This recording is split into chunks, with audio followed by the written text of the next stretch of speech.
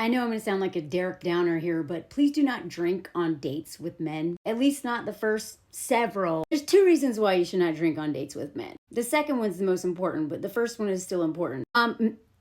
If you've listened to any of my content, you know by now that I will die on the hill of men being reckless. They are reckless. I do not trust them. I literally worked in environments where men were supposed to be like saving lives, keeping people alive, raft guides, wilderness first responders, like all that stuff. I worked in that environment and men got people hurt all the time. Even when they're sober, they're reckless. Have you seen men drive? Usually when women get in accidents is because they're distracted. And I would argue that's because there's so much stuff we have to take care of, including the emotions and moods of men. All the stuff they won't do, but that's another TikTok. Men in cars are, racing each other. They're slamming on the brakes. They're honking. They're aggressive. They scare the living crap out of me. My dad almost got us killed so many times in his car. I mean, my entire adult life. I can't tell you how many dates I've been on with men where I'm like, oh my God, oh my God, oh my God. So men are reckless, whether it's in the wilderness, whether it's, behind a wheel of a car, in any environment. You add alcohol to that, to the personality of a man who's not being thoughtful, not being aware of his impact on anyone but himself, because that's how men have been raised under patriarchy, is also driven by ego and impressing men. It also will not emotionally regulate, especially when they're in front of a woman. So they're going to take out all their issues in the car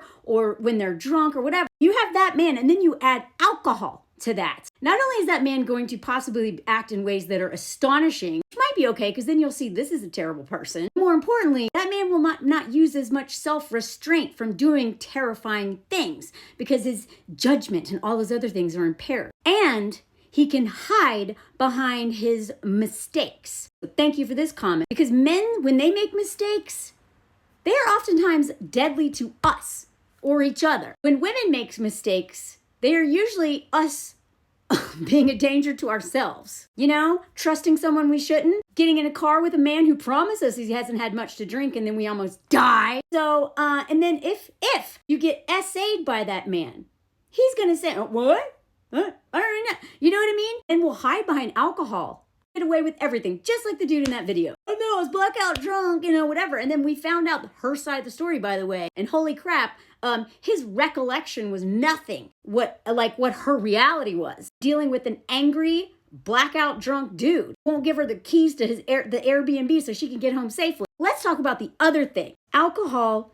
We know alcohol affects your judgment. Men know that. That's the point. Why do you think they want to buy you drinks?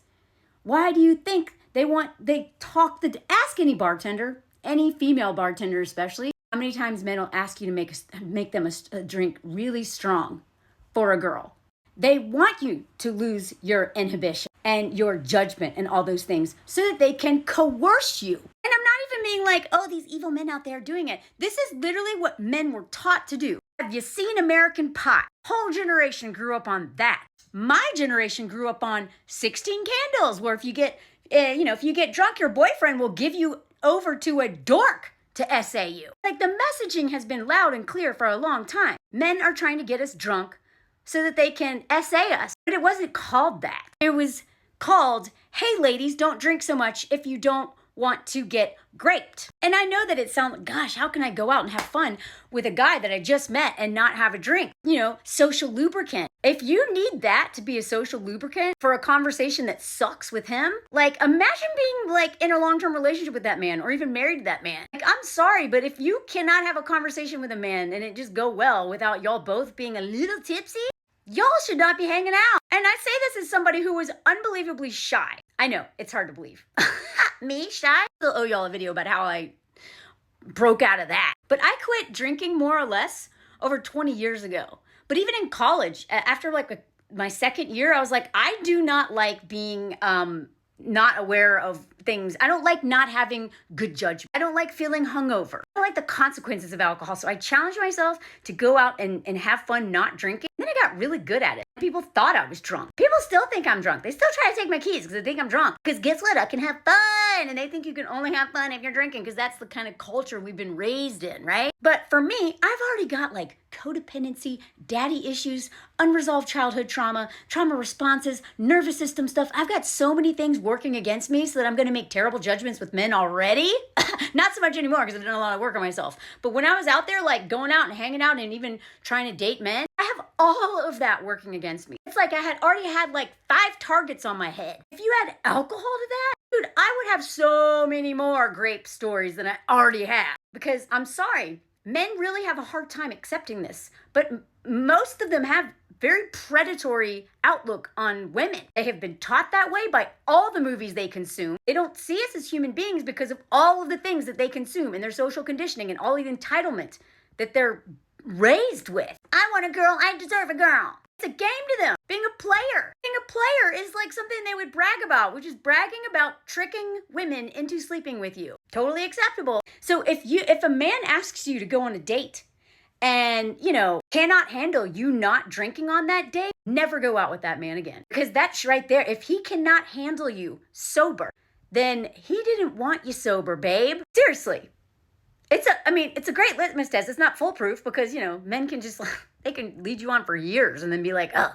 But in general, a man who cannot handle you going on multiple dates and not drinking at all, he's going to go for an easier target. He's going to go for old Melanie, who would put up with that crap. And I'm not victim blaming here because I had all kinds of trauma responses I wasn't aware of. I had all kinds of healing, blah, blah, blah, blah, okay? But I'm telling you, if you are dating men, please stop drinking with them.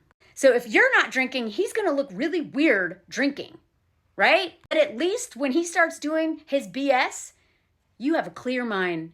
And you can do what that girl did in Canada, where she was like, fork you, I'm flying home. If she had been really wasted, she would not have been able to make that decision. There's no telling what story would have come out of that terrible experience. She might have even end up dead. Very likely she'd have ended up SA'd. She's in an environment with a man who is not safe like that, who is blackout drunk, and then being that aggressive and withholding the Airbnb keys, and leaving her, just do it. I'm telling you, you will not believe how uncomfortable men are when you order a soda water on a date. That's one of my favorite things to do is see their reaction. I loved it when men trying to buy me drinks and I'm like, no thanks. Or, yeah, give me a soda. They're like, are you sure?